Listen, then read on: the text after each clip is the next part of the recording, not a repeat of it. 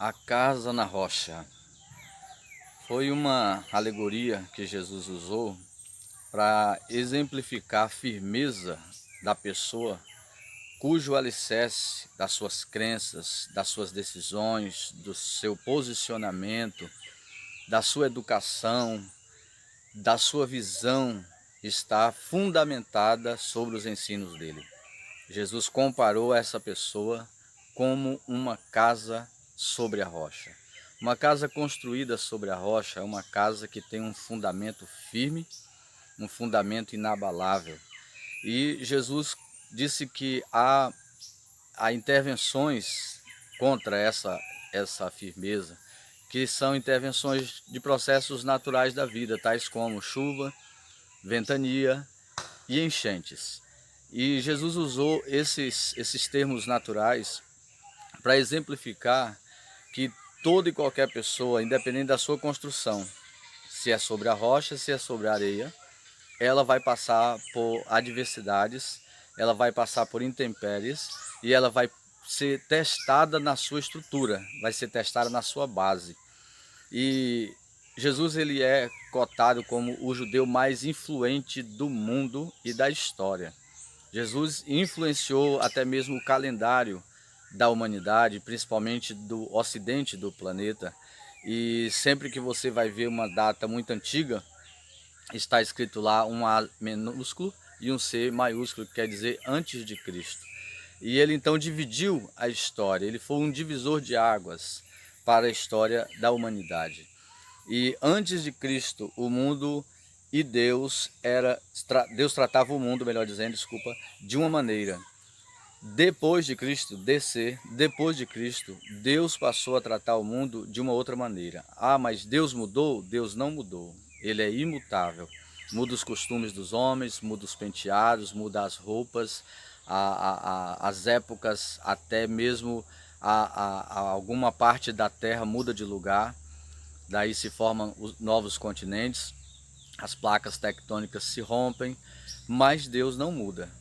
Deus continua o mesmo. Diz a Bíblia em Hebreus que Jesus Cristo é o mesmo ontem, hoje e eternamente. Portanto, ele é imutável. E diz a Bíblia que Jesus ele estabeleceu que os seus ensinos seria uma rocha para aquele que pautasse a sua orientação de vida sobre estes ensinos, sobre estes princípios. Princípios são coisas que valem hoje, ontem e valerão amanhã. Princípios valem no Japão, do outro lado do mundo, e vale na África, vale na Índia e vale aqui no Brasil. Nós temos princípios de Deus para tudo na vida.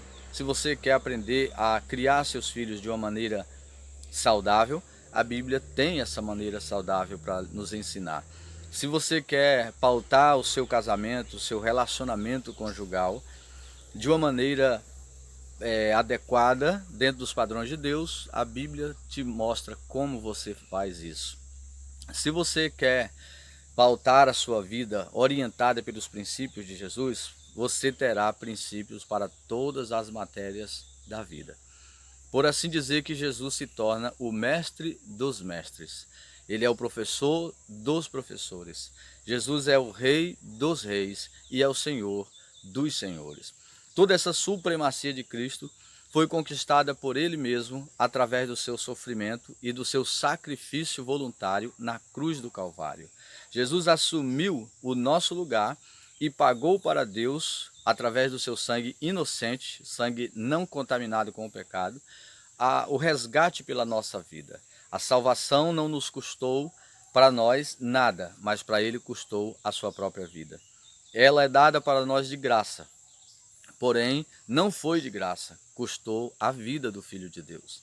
E hoje Deus trata o mundo pela ótica da cruz. Deus trata o mundo a partir de Jesus, depois de Cristo.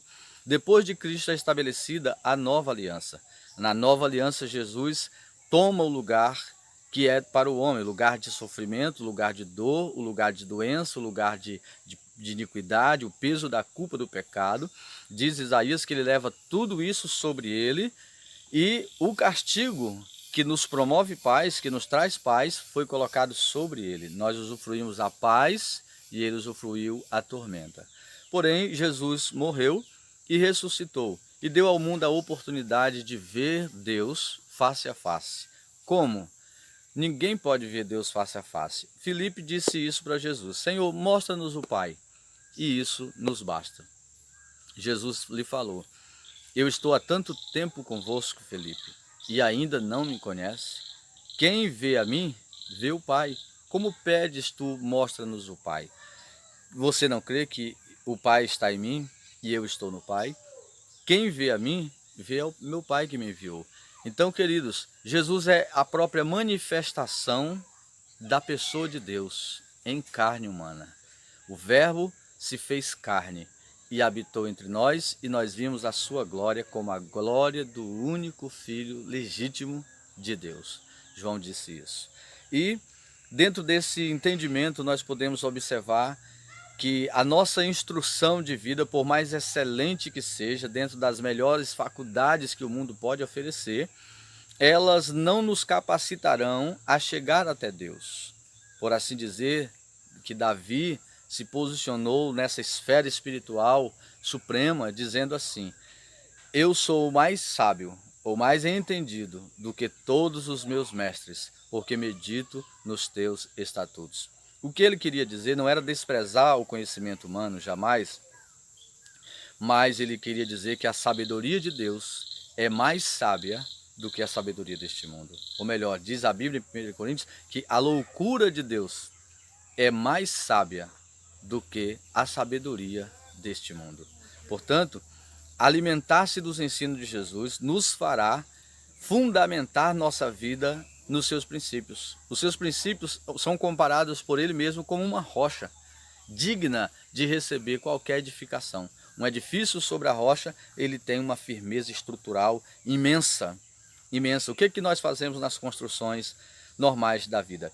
Nós pegamos um terreno, limpamos o local onde será feita a edificação, estabelecemos as bases dessa edificação, que são o alicerce. É o alicerce da casa. É a viga baldrame,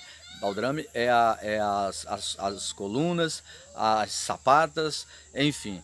E toda aquela estrutura é para receber a edificação, receber a construção da casa, do prédio, seja do que for. E dentro desse entendimento nós podemos observar que Jesus, ele compara os ensinos dele como uma base estrutural. Você edifica ali a sua vida, ali você vai edificar seu casamento, ali você vai edificar sua vida espiritual, sua vida profissional, sua vida financeira. Você vai edificar seus relacionamentos sociais, você vai edificar a sua visão de futuro, a sua visão de passado, você vai edificar sobre as suas demandas emocionais, vai aprender a lidar com suas emoções, ou seja, toda a base que nós necessitamos para estabelecer a nossa vida em todas as áreas que a compõem estarão seguras sobre os princípios de Jesus. Este judeu, jovem judeu, que mudou a história, que dividiu a história em duas, ele está presente em nosso meio.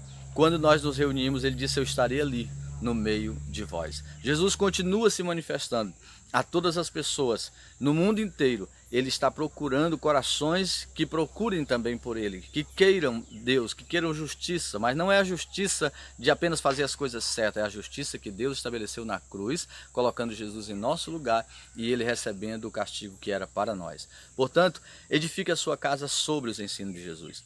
Procure saber pela Bíblia o que Jesus fala sobre casamento, o que Jesus fala sobre futuro, o que Jesus Cristo fala sobre doenças, o que Jesus fala sobre os demônios e sobre o diabo, o que Jesus fala sobre o inferno, sobre o céu, sobre a vida eterna, sobre o homossexualismo, sobre o homicídio, sobre o adultério, o que Jesus fala sobre todos os desejos da carne humana, o que Jesus fala sobre os sonhos humanos, os planos de vida, de construção, o que Jesus fala sobre isso? Olha, eu quero lhe dizer, Jesus, ele fala sobre tudo isso e muito mais, querendo dar-nos a entender que ele tem conselhos, ele tem princípios para reger a nossa vida em todas as esferas necessárias. Confie no Senhor, se renda a ele, Fale com Ele em oração sobre os seus projetos, sobre os seus negócios, sobre os seus planos de vida. Invoque a Ele onde você estiver. Deus está atento à tua fala, Deus está atento ao teu clamor, mesmo que esse clamor seja bem interno, seja bem do íntimo do seu coração, ele não seja expressado exatamente por palavras, mas Deus está atento e Ele vai te responder. Tenha fé. Fé é confiança, fé é certeza daquilo que se espera. Se você espera que Deus te responda, que Deus te ouça e te responda, então tenha certeza que Ele te ouve e te responderá. Um grande abraço, confie no Senhor e o mais Ele fará.